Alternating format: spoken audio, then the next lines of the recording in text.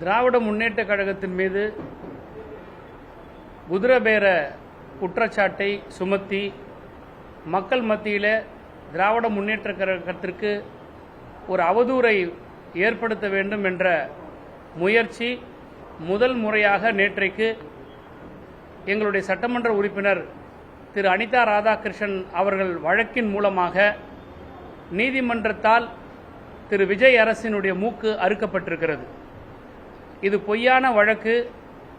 இந்த வழக்கில் இவரை கைது செய்து சிறைக்கு அனுப்ப வேண்டிய முகாந்திரம் இல்லை என்ற அடிப்படையில் நேற்றைக்கு அனிதா ராதாகிருஷ்ணன் அவர்களுக்கு ஜாமீனை வழங்கி நீதிமன்றம் உத்தரவு பிறப்பித்ததன் மூலம் இந்த குதிரைபேர சர்க்கார் முதல் முறையாக மூக்கறுக்கப்பட்டிருக்கிறது என்பது வெட்ட வெளிச்சமாகியிருக்கிறது. ஆட்சிக்கு 55 நாட்களை கடந்தும் கூட நிர்வாகத்தை பற்றி கவலைப்படாத தாவேக அரசு தினந்தோறும் திராவிட முன்னேற்ற கழகத்தின் மீது எந்த குற்றங்களை சுமத்தலாம் என்று சிந்தித்து ஒவ்வொரு நாளும் ஒவ்வொரு கதையை அரங்கேற்றி வருகிறார்கள். அந்த வகையில் தான் திரு அனிதா ராதாகிருஷ்ணன் அவர்கள் மீது ஒரு அவதூறு வழக்கு போடுறதுல கைது பண்ண வேண்டிய அவசியம் கிடையவே கிடையாது. வரிந்து கட்டிக்கிட்டு அனிதா ராதாகிருஷ்ணன் கைது பண்ண வேண்டிய அவசியம் என்ன? 29ஆம் தேதி அன்னைக்கு அனிதா ராதாகிருஷ்ணன் அவர்களுக்கு காவல்துறை ஆத்தூர் காவல் நிலையம் நீங்க 30ஆம் தேதி எங்க முன்னால் ஆஜராகி நீங்க சாட்சியம் அளிக்க வேணும், உங்களை விசாரிக்க வேணும்னு சொல்லிட்டு 29ஆம் தேதி அன்னைக்கு அனிதா ராதாகிருஷ்ணன் அவர்களுக்கு ஒரு அழைப்பாணை கொடுக்குது காவல்துறை. வழக்கறிஞரின் மூலமாக பெற்ற திரு அனிதா ராதாகிருஷ்ணன் அவர்கள் உடனடியாக நீங்க சொன்ன அந்த தேதியில எனக்கு மெடிக்கல் செக்கப்புக்கு ப்ரியர் அப்பாயின்மெண்ட் மருத்துவருடன் இருக்கிற காரணத்தினால நான் அன்னைக்கு வர முடியாது, நான் அடுத்த நாள் வருகிறேன், அடுத்த சில நாட்கள் கழித்து வரை எனக்கு நேர அவகாசம் கொடுங்கன்னு சொல்லி அனிதா அவர்கள் கடிதம் கொடுத்திருக்கிறார்.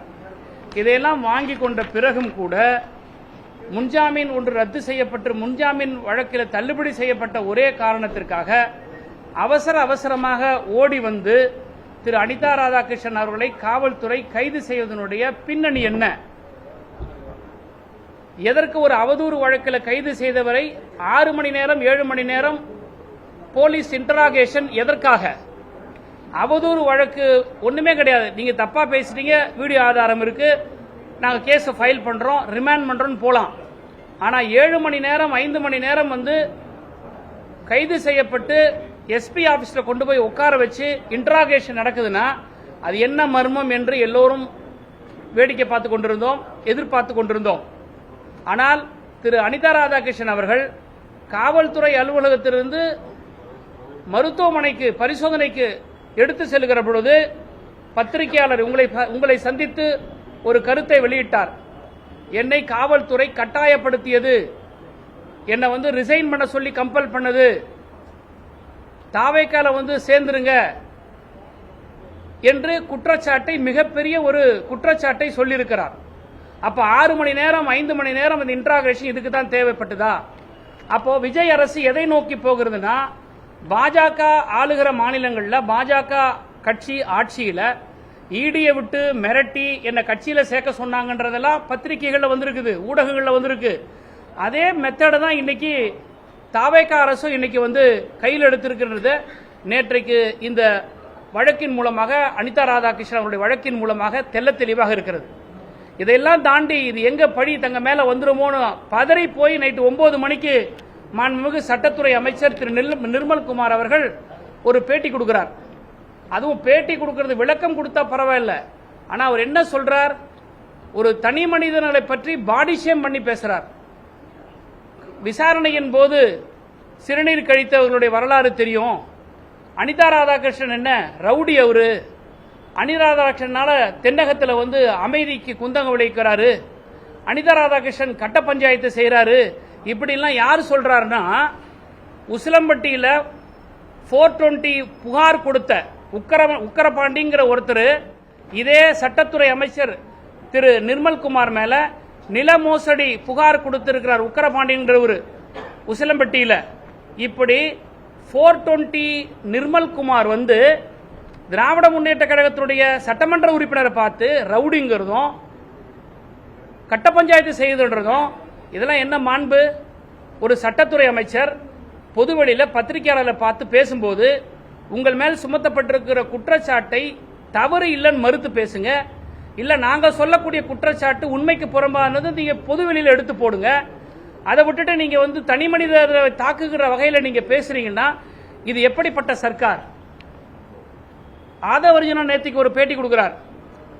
கரூரில் நடந்த சம்பவத்திற்கு கொன்று குவித்த கட்சி திராவிட முன்னேற்ற கழகம், கொன்று குவித்தவர் என்று எங்க தலைவருடைய பேரை சொல்றார். இது எந்த விதத்தில் நியாயம்? அப்ப அவதூறா பேசக்கூடிய அந்த ஆதவ அர்ஜுனா ஏன் கைது பண்ணாம இன்னும் வேடிக்கை பார்த்துட்டு இருக்குது? யார ரவுடின்னு சொல்றாரு திரு நிர்மல்குமார்? இன்னைக்கு மரிய வில்சன் நிதித்துறை அமைச்சராக இருக்கிறாரு, வீடு பூந்து தாக்கி இருக்கிறார். அதுக்காக இன்றைக்கு நீதிமன்றத்தால சம்மன் அனுப்பப்பட்டு, ஏன் வாரண்ட் அனுப்பப்பட்டு நீ ஆஜராகுன்னு சொல்லி இருக்கிறாங்க.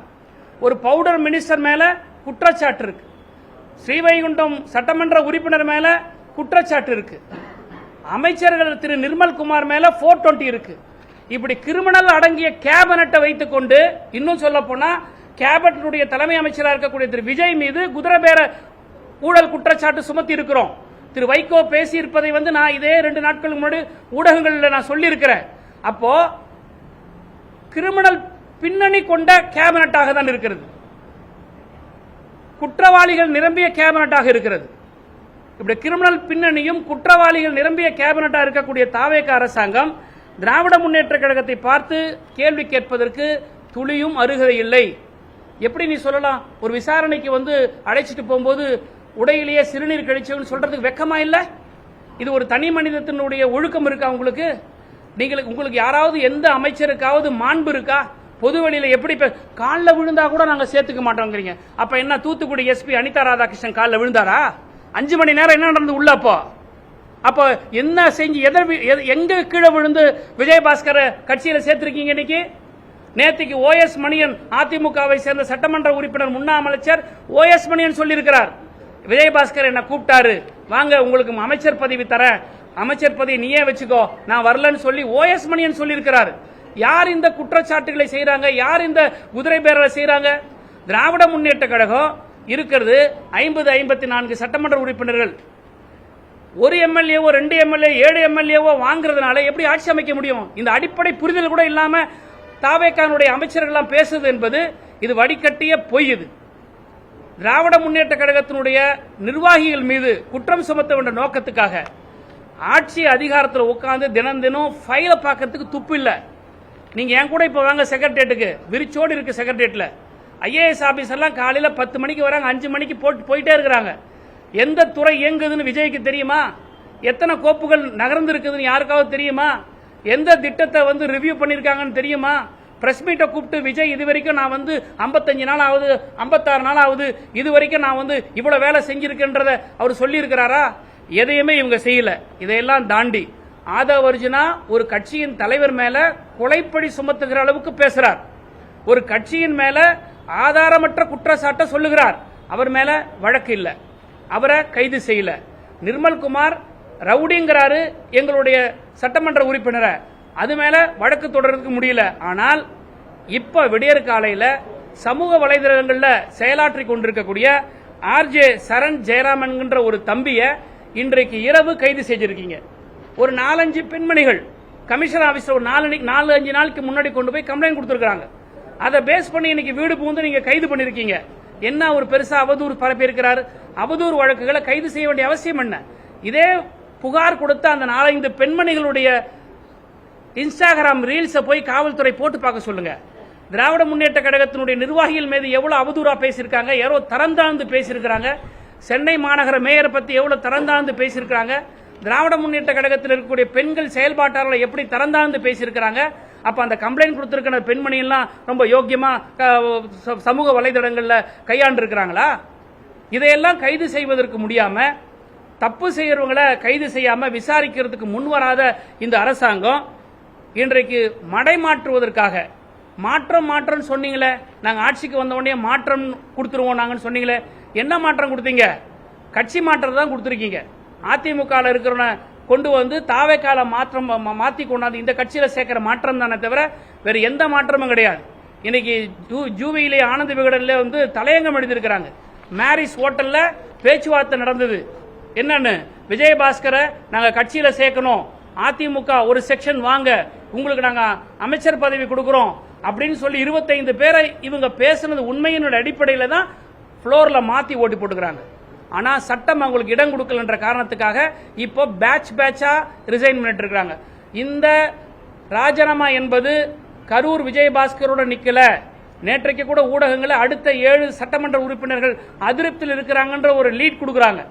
இந்த 25 சட்டமன்ற உறுப்பினர்களும் கொஞ்சம் கொஞ்சமாக ராஜினாமா செய்து தமிழ்நாட்டில் இடைத்தேர்தலை கொண்டு வந்து தேர்தல் பார்வையிலேயே தமிழ்நாடு கொண்டு போறாங்களே தவிர ஆட்சி நிர்வாகத்தை வந்து மக்கள் மத்தியில் கொடுத்து பேர் வாங்கக்கூடிய எண்ணம் துளியும் இல்லை. எனவே இது போன்ற போக்குகளை திரு நிர்மல்குமார் அவர்களாக இருக்கட்டும், அல்லது ஆதவர்ஜுனா இருக்கட்டும், அல்லது அந்த அமைச்சரவையில் இருக்கக்கூடிய யாராக இருக்கட்டும், மரிய வில்சன், இத்தனை பேர் குற்ற பின்னணி கொண்டிருக்கக்கூடிய இந்த கிரிமினல் பேக்ரவுண்ட்ல இருக்கக்கூடிய கேபினெட்ல இருக்கக்கூடிய அமைச்சர்களுடைய முதுக திரும்பி பார்க்கணும்.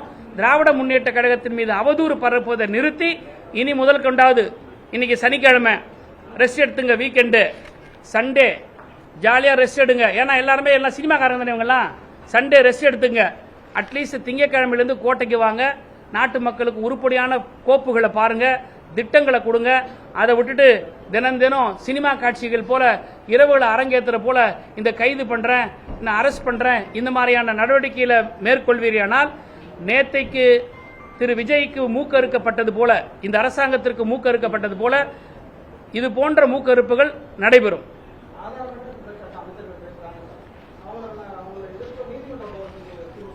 நிச்சயமா இப்போ நேத்தைக்கு பேசியிருக்கிறாரு சட்டத்துறை அமைச்சர் அனிதா ராதாகிருஷ்ணன் சட்டமன்ற உறுப்பினர் மூலமாக நிச்சயமாக வழக்கு காவல் நிலையத்தில் கொடுக்க போறாங்க. அதுக்கான வேலைகளை பார்த்துட்டு இருக்கிறாங்க. இன்னொரு விஷயம், ஒரு சட்டமன்ற உறுப்பினரை நீங்க கைது பண்ணதை ஒரு பிரிஸ்கிரைப்டு ஃபார்மேட்ல ஸ்பீக்கருக்கு கொடுத்துருக்கணும். இது வரைக்கும் சொல்லவே இல்லையா? ஸ்பீக்கருக்கு அனிதா ராதாகிருஷ்ணனை கைது செய்கிறோம்ங்கிறத ஒரு பிரிஸ்கிரைப்டு ஃபார்மேட் இருக்கு. அந்த ஃபார்மேட்ல நீங்க இன்டிமேட் பண்ணணும். இது வரைக்கும் பொது வழியில வரவே இல்லையே. அட்லீஸ்ட் ஸ்பீக்கராவது சொல்லியிருக்கிறாரா இது வரைக்கும் எனக்கு இன்டிமேட் பண்ணிருக்கு, எனக்கு வந்து பெர்மிஷன் என்கிட்ட வந்து அந்த பிரிஸ்கிரைப்டு ஃபார்மேட்ல கொடுத்துருக்குன்னு சொல்லியிருக்கிறாங்களா? கிடையாது. எல்லாமே வந்து சட்டத்துக்கு புறம்பா. அப்ப இந்த ஆட்சியை விஜய் நடத்துகிறாரா, இல்ல விஜய்க்கு ஆலோசகர்னு சொல்லிவிட்டு சட்டத்துக்கு புறம்பாக செக்ரட்டேரியட்ல அமர வைத்திருக்கக்கூடிய 2-3 தனிநபர்கள் நடத்துகிறார்களா? இந்த குற்றச்சாட்டு தான் பொதுமக்கள் மத்தியில் இருக்கிறது.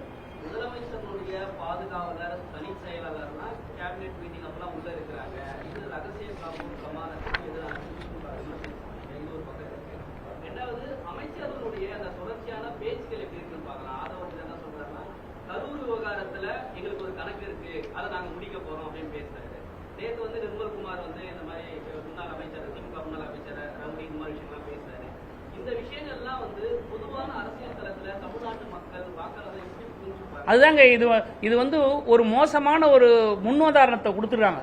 தமிழ்நாட்டுடைய அரசியலிருந்து எப்படிப்பட்ட அரசியல், எவ்வளவு பொது சமூக நோக்கத்திற்காக விழிப்புணர்வுக்காக போராடி இயக்கம் இது.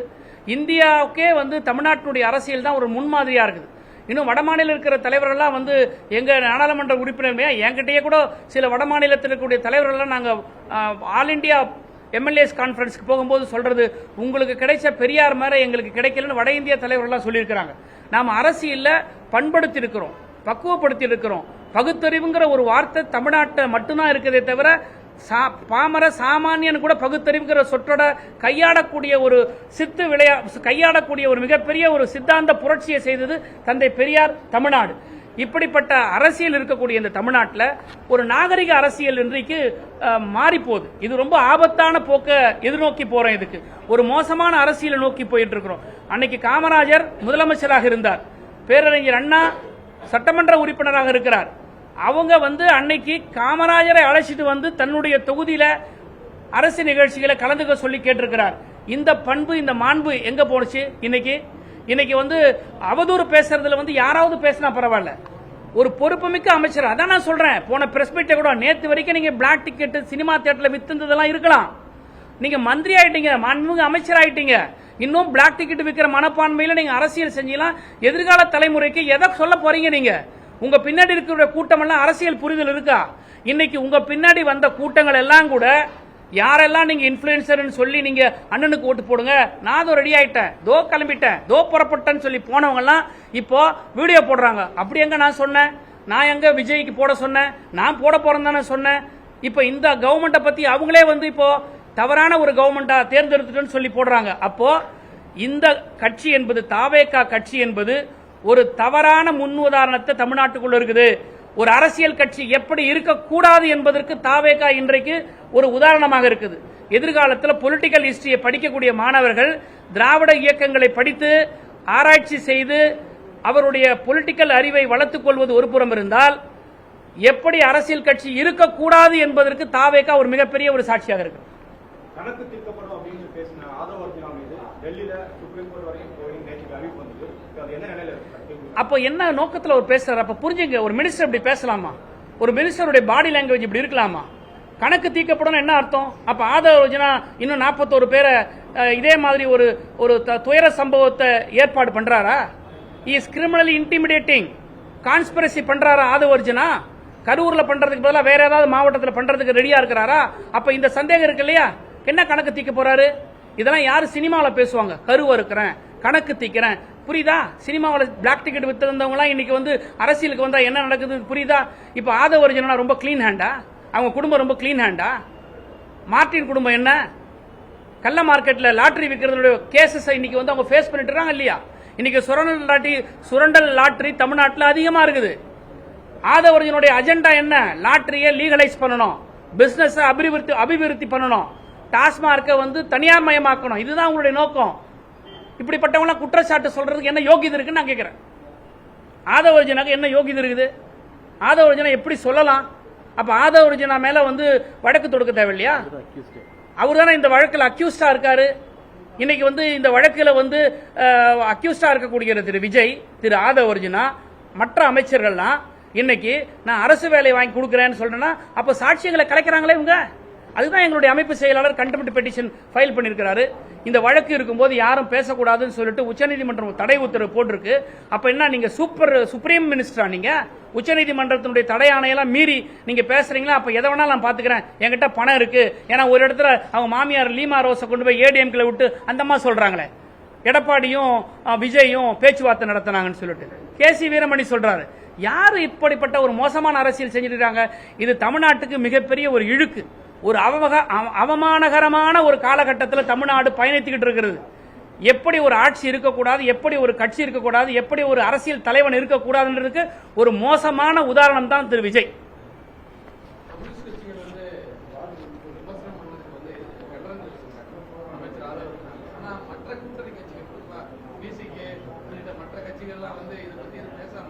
நீங்க தான் போய் கேட்கணும். எந்த கட்சி விமர்சனம் கேட்கலையோ சொல்லலையோ அந்த கட்சி தலைவர்கிட்ட போய் கேட்கணும். இப்ப நான் விமர்சனம் பண்றேன், என்கிட்ட நீங்க கேள்வி கேட்கறீங்க, பதில் சொல்லலாம்.